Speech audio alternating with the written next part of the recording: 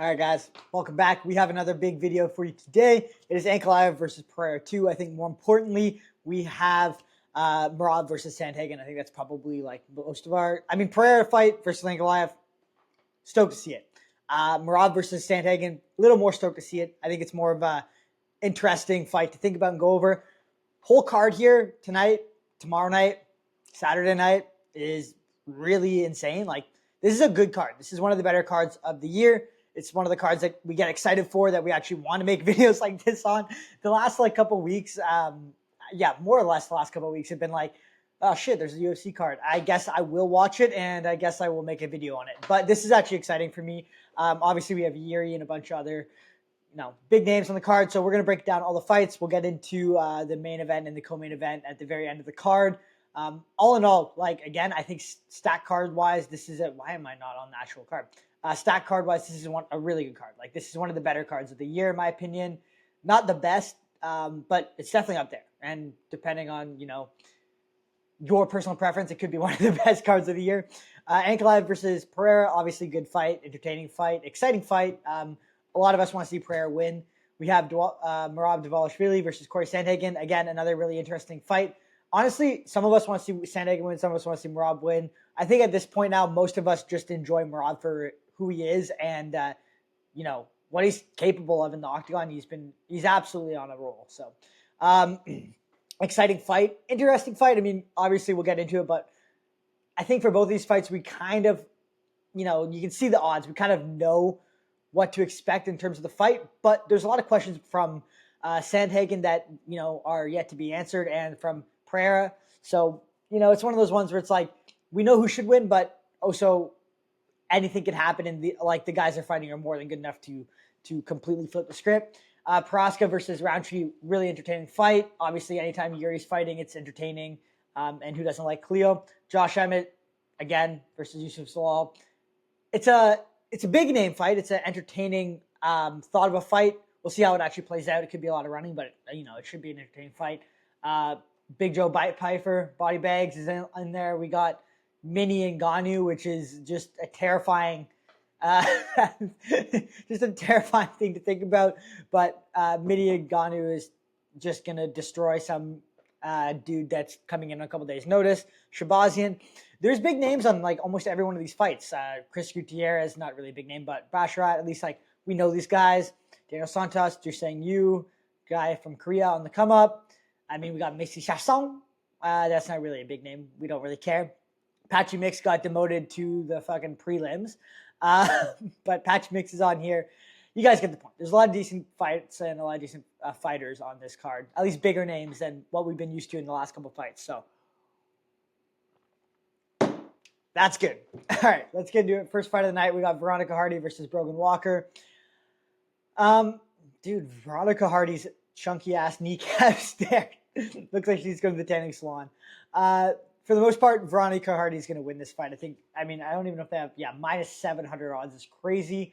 But to be fair, Veronica Hardy's she's just better everywhere. She's one of the more technical female fighters in this division. She has really good technique everywhere. She's well-rounded. She's not in bad shape or anything like that. She's not the most masculine person in this division, which sometimes having just that extra little testosterone strength is always good. But she's definitely one of the more technical fighters in here. And we see a lot of people that are really technical, high-level women's fighters like Rose Namajunas who do very well. She's just going to beat Brogan Walker. This one should be obvious. It's minus 700 odds, but I think we all kind of see Veronica Hardy just winning a masterclass here. I don't think she'll get a finish, but she could in the later rounds. But I would go with Veronica Hardy to win a decision. Austin Vanderford versus Ramiz Brahimaj. This is actually a pretty good fight. I think the odds on this are pretty close. Not so close. It's pretty heavy in Austin Vanderford's favor. I do think Austin Vanderford's going to get this one done, but I think it's going to be a pretty close fight. I think it's going to be a tough fight for him. He's got a lot better competition experience, in my opinion. He's fought a lot of really high-level guys, not in the UFC necessarily, but outside the UFC. He's got good wins. He's got good wins in he's the second fight in the UFC, but I think he's just faced a little bit better competition, and he's a little bit more I was gonna say matured in the fighting scene, but I don't know if that's the right word. He's got more experience. That's the word I'm looking for. I think he's got just a little bit more experience. It's gonna play a factor here. Tough fight for both these guys, but I think Austin Vanderford's gonna get it done. I think he's just a little bit. I think he's a little bit stronger, a little bit bigger, a little bit more experienced, and I think like technique for technique, they're pretty similar. I think he's probably got a little bit of an edge as well. So I'm gonna go with Austin Vanderford to get this one done, but I wouldn't be surprised if Brahimaj gets it done as well.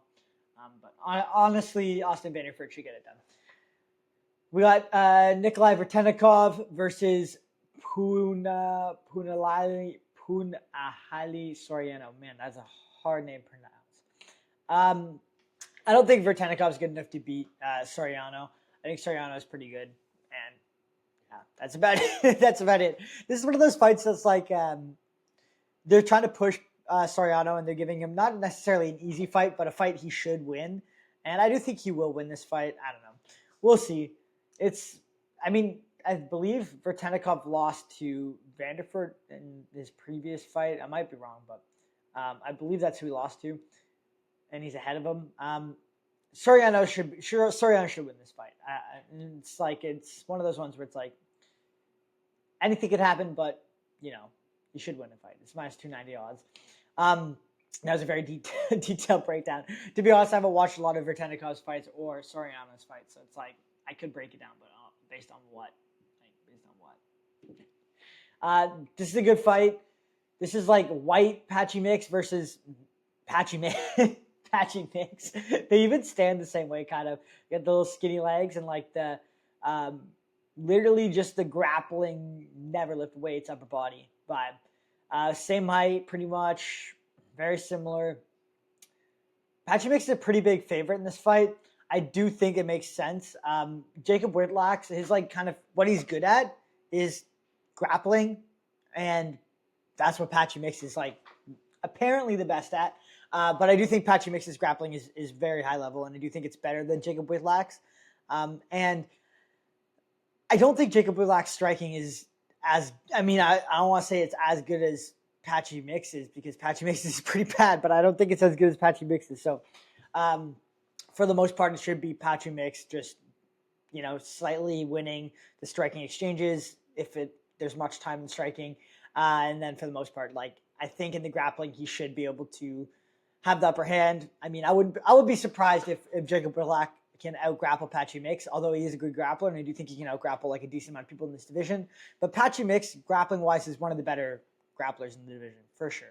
He does have insanely tiny legs. We do have to mention that every time he comes on the screen. It's actually incredible. His legs are actually skinnier than his arms, which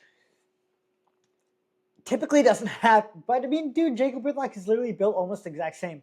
It's kind of crazy, actually, this matchup. It's like two off, like an off-white Patchy Mix going against Patchy Mix. But I do think Patchy will get it done. He should get it done. He lost his first fight. He's going down in competition. Mario Batista is way better than Jacob Wiklacz, but he's going down in the card, going down a bit in competition. But he fought Mario Batista, and Mario Batista is a good fighter who fought a very strategic fight. Patchy Mix just has zero. If you don't want to engage with Patchy Mix, you don't have to, because he doesn't do shit. He just literally tin can walks towards you, which Mario Batista showed. But Jacob Wiklacz is not going to do what Mario Batista did, and I don't think he'll be able to anyway. So I'm going to go with Patchy Mix. He should get it done. I think he'll win a submission, or get a win by submission. Get a submission. Mr. Chasson, I could not care literally less about this fight. That's about it. I really do not care about this fight. I think Macy Chasson is going to win the fight, but again, I usually when Macy Chasson fights, I'm not really. That's my key to go do something else, make dinner or whatever, or have a nap in between fights. And I haven't watched a lot of Jonas Santos, but I do think Macy Chasson is a little bit more well-rounded, a little bit more experienced. She's quite a bit taller, 5'11" to 5'7", so she's got a big reach advantage. She should be able to win this fight, but I think it's going to be this is the one fight in the card where it's not like most fights where anything could happen, right? Who knows? This fight's probably nothing's happens, and we'll probably go to decision. So yeah. Next up, we got Daniel Santos versus Joo-Sang Yu. This is a good fight. This is an entertaining fight. Daniel Santos is good. Joo-Sang Yu is good. We haven't seen a lot of Joo-Sang Yu. He had his one fight. They're calling him the Korean McGregor. It's hard. I want to go with Joo-Sang Yu because why not? It's hard because we don't have a lot of like. I mean, I watched his first fight. I haven't watched like his regional fights or anything like that. His striking is good. He's patient. He's got good counter shots. He's confident. But like again, it's hard to pick him because we haven't seen a lot from him. One thing though is Daniel Santos can get a little bit reckless, and I do think Joo-Sang Yu is more than capable of finding like, I want to say these sneaky shots, but finding these clean counter shots like he did in his last fight and getting a finish there. I'm gonna go with Joo-Sang Yu to get a finish with like some slick counter striking, but I wouldn't be surprised if like it's one of those things where it's like he's trying to find like the perfect shot and it just doesn't happen, and he just gets like starts getting bullied by Daniel Santos or just gets outpointed by Daniel Santos. Because I feel like Joo-Sang Yu is not somebody who's going to be like, he's not a fighter who's on the front foot from what I've seen, and he's not really a fighter who's going to throw a lot of output. He's more looking to counter. So if he doesn't find the shot that stops the fight or hurts you, and then he can go on attack, he's probably gonna like be getting outpointed or like losing close rounds throughout this fight. But I do think Joo-Sang Yu can find a finish here. I hope he does. I honestly hope he does. It'd be sick to see him like just keep kicking ass, bro. We got Chris Gutierrez versus Farid Basharat. Yeah. I mean, Chris Gutierrez literally throws leg kicks. That's pretty much it. He'll switch stances and throw leg kicks, and he has low output. Basharat's pretty good. He's pretty well-rounded. We always talk about the Basharat bros. The Basharat bros are back in town. He's just well-rounded. He's probably better. He's definitely better in the striking than Chris Gutierrez because Chris is just going to throw low kicks. He's not just going to let himself get hit with low kicks the whole fight and lose a fight that way by 5 low kicks around. Farid Basharat should win this fight. I'm sure the odds are, pretty highly in his favor, but unless Chris Gutierrez changes up something significantly, like I don't see a way that he's going to win this fight. He's not going to throw more output. He's not going to outstrike Farid Basharat. He's not going to outgrapple him. So Farid Basharat should win this one. I think he's going to win via finish. I'm going to go with finish. Chris Gutierrez is a hard guy to finish, but I don't know. I want to see him finish. The problem with Chris Gutierrez is like he's very comfortable just letting it go to a decision loss. So who knows? We'll see how much. I think this is a fight where Farid Basharat can give like 70-80% and win a decision, or he can give like 100% and find a finish. It kind of depends on where he's at. Like it's pretty easy to go like tit for tat with Chris Gutierrez and do a little bit more output, maybe hold him up against the fence a little bit and win a decision that way. Or you can really unload the clip and look for a finish against him, and you'll probably find it, but you gotta actually work for it. Emmett Shabazian versus Andre Muniz. Interesting fight. Again, this is another good name on the fight. Like we got Emmett Shabazian. I remember when Emmett Shabazian was like this, he's going to be the next big thing. He's going on a title run. First of all, this guy's got a hole in his chest. Second of all, he's whiter than the background. But in all seriousness, Emmett Shabazian's actually, for a ginger, he's pretty good. He's not a bad fighter. He's got pretty well-rounded game. His striking's pretty good. His grappling's pretty good. It's not pretty good. It's quite good. He's lost a couple of a couple of fights that I don't want to say he shouldn't have lost or he shouldn't lose, but he lost. But I think like if you run it back, he could win those fights for sure. All in all, he's just better than Andre Muniz. He's more well-rounded. He's better than Andre Muniz. He's going to make smarter decisions in the fight. He's a pretty big favorite. That's about where I put him at 290. I think that Andre Muniz definitely has openings to win this fight, but Emmett Shabazian in his last fight fought very, very smart, very calculated, and like very technical. He looked really, really good, and he wasn't making any bad decisions that would get himself caught or lose a fight. Where I think if Andre Muniz is going to win this fight, he has to I guess, act or react or take advantage of poor decision making by Edmund Shabazian. Like if Edmund Shabazian does something like he shouldn't have done or something like whatever, overthrows on a shot or something like that, that's when Andre Muniz can take advantage of a bad situation. But Edmund Shabazian in his last fight fought very calculated and very disciplined the whole fight. And I think he's probably going to do the same in this fight, and he's going to win. Do I see I don't necessarily see a finish, but it could happen. Ateba Gautier versus Tre'ston Vines. Shout out to Tre'ston Vines for stepping up on short notice. It's like a step into the UFC. It's like, hey, like you step up on short notice, especially against a guy like Ateba Gautier, like 3-4 days notice. You're probably going to get a couple more fights in the UFC, and then you can, start your career from there. It's like a sacrifice to the MMA gods, as people have been calling it.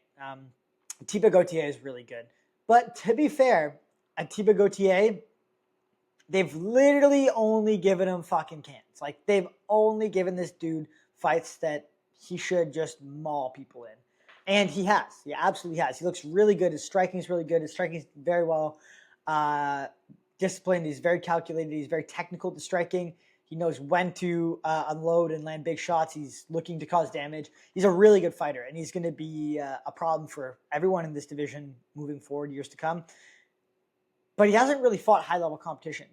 And the problem with this fight is that, I haven't watched Tre'ston Vines fight, but it's not like, it's by no means a step up in competition. Like, you put Ateba Gautier against somebody in the top 15, and you're like, okay, this could be a tough fight for him. Like, yeah, he's an athletic specimen, and he does have really good striking, but there's a level of experience and also a level of, like, just technique and knowledge that maybe because he's still young in his career, he doesn't have. We have to find out. We have to see. But that's not what this fight is. This fight is like somebody who is actually probably less experienced than Ateba Gautier, even though he has a couple more fights going against Ateba Gautier. So for the most part, I think he's going to finish this fight. He probably will get a first-round TKO.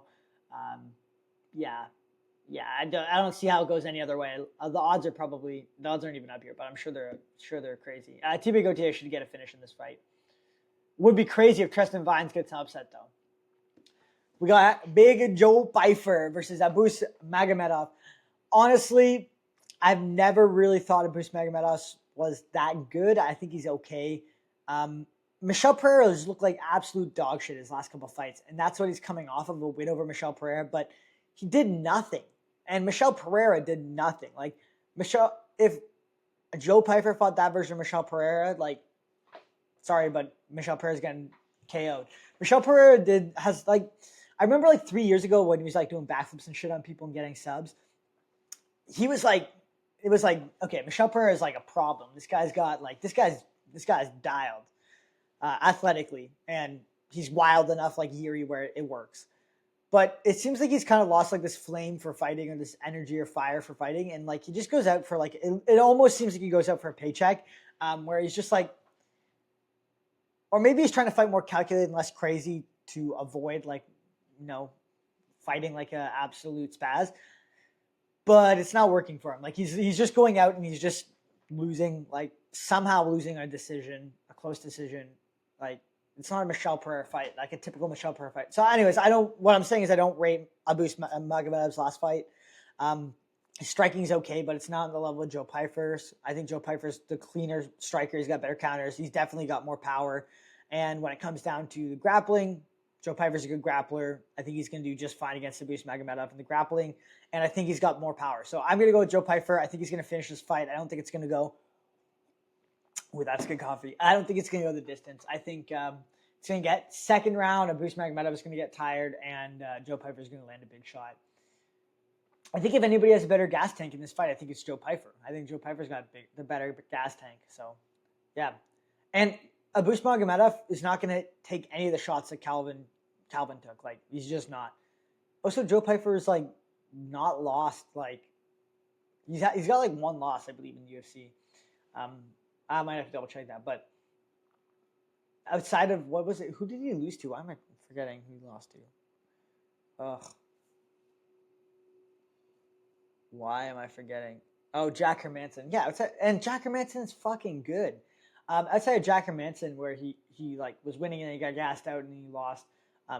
He's pretty much done what he wants with everybody. The Calvin fight. Calvin's, even though he's like literally built like a fucking mini fridge on stilts, he's actually got like pretty good boxing, and he's got a retarded chin. Like if Joe Pyfer hit anybody else with those shots, they're getting KO'd. So I'm gonna go with Joe Pyfer. I think he's gonna get a finish in this fight. I think that's a pretty I think that's a pretty safe bet, honestly. Youssef versus Josh Emmett. The Tiki Torchman himself has been training with the boy TJ Dillashaw. Honestly, I like that. I think TJ Dillashaw, like as a coach, would be a really good coach. You might just get injured and never have a career training with TJ Dillashaw, but you also might become a world champion. Like that guy is the kind of guy that's going to push you to like either like you break and your career's over, or like you break and somehow end up winning, and then you break again and somehow end up winning. The problem with this fight for Josh Emmett is, first of all, he doesn't have great footwork, and he doesn't do. Maybe training with TJ Dillashaw is going to help with that, but I doubt it's going to make that big of a difference over this short period of time.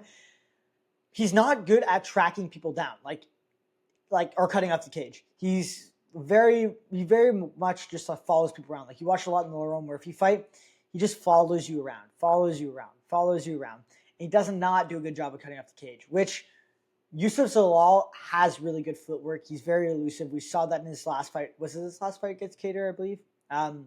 We saw that in his fight against Cater. This dude can fucking run around the cage all day long, and you're not going to close the distance on him. And Calvin Cater sucks at closing distance to cut people off, but he's the same at it as Josh Emmett. Maybe even a bit better than Josh Emmett at trying to close distance and cut somebody off. So I don't see how Josh Emmett's going to be able to close the cage or cut off the cage against Youssef Zalal or close the distance. He could try to grapple against Youssef Zalal. Youssef Zalal's grappling is pretty good. I think he's going to be able to out-grapple Josh Emmett. He's got the reach advantage. I think for the most part, he's probably just going to touch up Josh Emmett on the outside the whole fight, and Josh Emmett's not going to be able to cut off the cage. It's going to be very similar to the Calvin Cater fight, in my opinion, where he's going to do enough in the first couple rounds, avoid danger, not get cut off in the cage. Yeah. Would I love to see Josh Emmett win and get a nasty KO or something and just throw an overhand rights the whole fight? Absolutely. Do I think it's going to happen? No. I think Youssef Zalal is disciplined enough. I think he's got good enough footwork where he's just going to avoid any kind of range where Josh Emmett's going to throw a big shot the whole fight. So yeah, you can see it's minus 400 odds for Youssef Zalal. He should win this fight. I would love to see Josh Emmett win this fight, but he should win this fight. Youssef Zalal should. Jiri Prochazka, let's go for that versus Khalil Rountree Jr., the Shabuzi singer himself. Khalil's shorts are actually sick. I do like them. This is a tough fight for some people to pick. Why does Jiri look like he's kind of chunky this fight? This is a tough fight for some people to pick. Not in my opinion. I think this is pretty foregone conclusion that I think Jiri is going to win this fight. And yeah, I mean, you guys can have your own opinions about it, and I totally can see a world where Khalil wins. But I just think, first of all, Khalil's he's pretty low output. Jiri has a lot higher output. So if it does somehow go to a decision, which I don't think it will, Jiri will win. Khalil has good hard shots, but he doesn't finish people very often. He really doesn't. He doesn't land big shots and just KO somebody. It's not something that happens a lot. I know Jiri keeps his hands down, but he does have, other than Alex Pereira, nobody's knocking him out. And he does have a really, really good chin. I do not put Khalil Rountree's finishing ability or one-shot power finishing ability up there with Alex Pereira. I just don't think the way he throws strikes, the power he has, just the stiffness in his shots is going to be it's not the same as Pereira. For sure he could KO Jiri. I don't think it's going to happen. I think for the most part he's going to land big shots. He could rock Jiri, but Yuri's very durable where he's going to scramble up. He's going to look for wrestling. He's going to do other stuff to get back in the fight, or he's going to start going wild, throwing wildly. I think Jiri is, if anybody's more likely to land a shot that's going to hurt the other person and, lead towards a finish or end up getting a finish, or start the process and getting a finish, it's going to be Jiri. He's going to be more wild. He's going to throw some more wild shots. Like Khalil is very like plotty. He'll walk forward, typical Muay Thai stance, and then explode. Yuri's like very like he's on his toes. He's got great movement. He's going to explode in, explode out. He's going to be able to move out of the way. He does really weird shit that I don't think Khalil is ready for.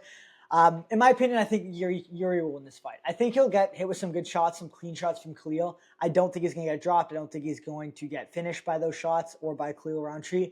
And I do think Jiri, when he does land a clean shot on Khalil, which he will, I think he will for sure, he's going to be able to hurt him and get him out of there.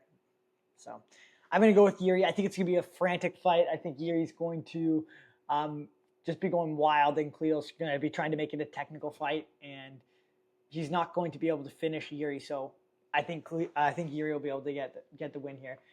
Interesting fight though. I mean, fuck, anything could happen. Like Khalil's definitely the more technical striker for sure. Just the problem is, like Jiri has gone against good technical strikers before, and outside of Pereira, none of them have been able to stop him. So I'm gonna go with Jiri to win this fight. I think Jiri will get a finish. Up next, we got Marab versus Sandhagen. This is a really entertaining fight. This is a really interesting fight to think about, in my opinion, because out of everybody Marab has faced, I do think that Umar has the best chance of winning, but I would put Sandhagen right there with Umar. I think they're both like pretty even on who could win against Marab. I don't think Sandhagen's chances are as bad as people will say. The odds are minus 300. Yes, Marab is good. And he's super good. And yes, I do think he has the capability and probably will end up doing what he does to everybody to Corey Sandhagen. But I think Corey Sandhagen poses a lot of interesting questions for Marab, which is why it's a really entertaining fight. Marab has fought and beat a lot of really good champions in this division. Like, he's probably the bantamweight GOAT at this point, but he hasn't fought Corey Sandhagen. And that's why we're like, oh, he hasn't fought Corey Sandhagen. He's fought Sean O'Malley, who's got probably better striking, crisper, cleaner striking and finishing potential than Sandhagen. Not by much, but by a bit for sure. He's definitely got better, he's definitely faster, Sean O'Malley for sure. Definitely got better feints. He's fought Umar, who has good striking, and he's got good wrestling, really good wrestling, and good striking. The problem with I don't know. The more you think about it, Marab is like, it's hard to say that Marab isn't going to win this fight. But there's totally a world in this fight, or totally a world where I see Corey Sandhagen doing something to get an upset. Like, he's really good at the leg lock game, which again, Umar is not really doing a lot of that in their fights. He does have really good counter grappling and wrestling. Like, he showed against Umar that he was able to defensively wrestle, and that was a close fight against Umar. He just got a bit tired and used too much footwork, maybe like a little bit of a wrong game plan. But Corey Sandhagen proved that he can wrestle with Umar. And people are saying that Marab was able to out wrestle Umar, and yes, he was, but he wasn't really able to out wrestle Umar technique wise. It was more just cardio-wise, pace-wise, and relentlessness-wise. He was able to out-wrestle Umar. It was more a matter of, grit to out-wrestle Umar than actual technique and strength and, technique and strength, pretty much. It was more just, in the later rounds against Umar, he was able to emote his way and frustrate his way and just cardio his way to winning the wrestling exchanges. And it was a close fight still with Umar. Marab did beat Umar. And Umar did, out-grapple Sandhagen, but not by that much. So I think for the most part, Sandhagen will be fine in the grappling exchanges. I do see a world where Sandhagen, when Marab is grappling him, he's looking for submissions and stuff like that. Not submissions, but leg entanglements and stuff like that. He's not just purely trying to wrestle up. He's trying to attack the legs and then get up. And we saw it against Figgy. We saw it against TJ, where he has been in these 50-50 positions and stuff like that. And he knows what to do in order to hurt somebody's knee, tear somebody's knee. And his last fight against, why am I forgetting the name? I just said it. In his last fight, Corey Sandhagen blew Figueiredo's knee. And, if he does that to Marab is... The reason Marab does so well is because he has really good cardio, really good in and out movement. He has really good output. Like he's either out of range, he's in range, he's out of range, he's in range, he's taking a shot, he's out of range. Like really good. But if you injure his knee like that, he's gonna have a damn hard time continuing through a fight and winning a fight. So I could see a world where Corey Sandhagen gets some kind of leg entanglement and ends up like popping Merab's knee or causing some damage to it that slows down his movement throughout the fight and his athletic ability, which is going to obviously hinder his ability to do well in striking exchanges and do well in the grappling exchanges. And if that happens early on in the fight, maybe Corey Sandhagen is able to outpoint Marab or win a decision or get a finish. That's like a very unlikely world. More than likely what's going to happen in this fight is so another option for Corey is like, landing a big knee or something like that when Marab's going to, drop down to a single or whatever, or go for a takedown. But Marab's pretty good with that. He does he's got rocked once by Marlon Moraes, but other than that, like his chin is held up great. His striking, like people say like his striking is bad. His striking is not that bad. It's just very unconventional. It's very herky-jerky. It doesn't look fluid or smooth, but it is very tricky. And he does have like good feints. He does a lot of feints, and when he does throw, he always throws hard. So it's not like you always have. He always throws hard. You never know what's coming, so you always have to be ready, and you always have to be aware. And he's always out of range. Like he does a really good job. Like even though he's fighting a guy like O'Malley who's way taller than him, he's the guy that's out of range. He's the guy that's closing distance and then getting out of range again. He does a good job of not letting the fight stay at range where he's just getting touched at range. Like he's either too far out to get touched at range or he's all the way in, which, as a shorter fighter, you're supposed to be doing. Cardio-wise, I think Marab's going to be able to out-cardio him. I think it's a tough fight, but I think Marab should win. The exciting part is that there's a world where Corey Sandhagen does something crazy and gets a huge upset. And then in the other world, Marab just does what Marab does, dominates, and we're like, damn, this guy's amazing, and we can keep glazing Marab because fuck it, he's kind of funny and we like him. Entertaining fight. I do think Marab will win it, but I wouldn't be surprised if Corey Sandhagen gets an upset, and I would my conventional reasonable pick is going to be Marab. That's the reasonable pick. What my heart is telling me to say is Sandhagen. It would be cool to see him finally get the belt. So my pick for this video, outside of my conventional reasonable pick, is going to be Sandhagen. I have a feeling that he's going to get it done, which I don't know if I want that to happen or not the more I think about it, but I have a feeling that he's going to find something crazy and get it done, or hurt Marab and hurt Marab's knee or something like that in one of these grappling exchanges and get a finish. Next fight, Pereira versus Ankalaev. This is a tough fight to pick as well. I mean, the problem with Ankalaev is he's a southpaw and he does have really good kickboxing. I think in order for Pereira to win this fight, he cannot fight on the back foot like he did the last fight. He has to just meet fire with fire. And he let Ankalaev bully him last fight. I think Pereira is a guy that, usually he's the bully, and he was worried about the wrestling exchanges, which he did do very good in the wrestling exchanges in the last fight. But I think if he just throws a little bit less caution to the wind and he just puts his foot on the gas and actually imposes his will against Ankalaev, I think he will get a finish. I don't think Ankalaev's chin is that, we haven't really seen it. I know it's good, but I don't think it's going to take the shots that Pereira throws if he does land clean. The problem with that is Ankalaev is a good counter striker, so he could land a good counter shot and rock Pereira, which he did in the first fight, in the second round, I believe. But I think it's tough because reasonably you would pick Ankalaev, but I do think Pereira's made the adjustments this fight where he's just going to throw a little bit more caution to the wind. He's not going to be as worried about the takedowns, and he's just going to go looking for a finish. 25 minutes with Pereira coming forward. Ankalaev, in my opinion, is going to get caught, especially if he's fighting on the back foot the whole time. And I think that Pereira is going to be able to find a finish. So I'm going to go with Alex Pereira to get a finish in the third round. I don't see a world where Ankalaev wins a close decision again. I think if it gets to the third round and Ankalaev's just winning rounds closely. Pereira's going to flip. I hope he's going to flip a switch where he's going to say, okay, like, I'm not losing a close decision. I'm going to come forward and I'm either going to get finished or I'm going to finish this guy. And I think if he does that, he's gonna end up getting a finish over Ankalaev. The real question is Alex Pereira okay with losing another close decision? If he's not okay with that, and he's going to make sure, like, no matter what, I'm not going to lose a close decision, then I think he wins.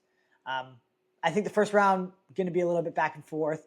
Second round, a little bit more back and forth, and then third, fourth, fifth round, Pereira is going to just start to impose his will if he hasn't already after the second round. So, yeah, I got Alex Pereira to win this fight by TKO in the third round. These are my predictions for UFC 200. I think it's a great card. I'm excited to watch it. There's a lot of good fights, a lot of big names in this card.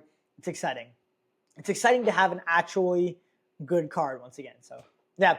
Anyways, I hope you guys enjoyed this video. We'll do, obviously, a recap of the fights on the channel. If you guys haven't already, like and subscribe. We're trying to get to 1,000 subs on the channel. So, yeah. I appreciate it. See you guys in the next one. This fight is tomorrow, and it is going to be a banger. So let me know what your guys' picks are down below.